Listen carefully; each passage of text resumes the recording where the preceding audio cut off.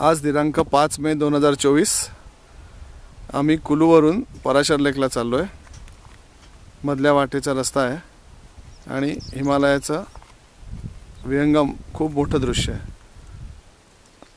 खूप मोठी व्हॅली आणि हिमालयाचं खूप मोठं दृश्य।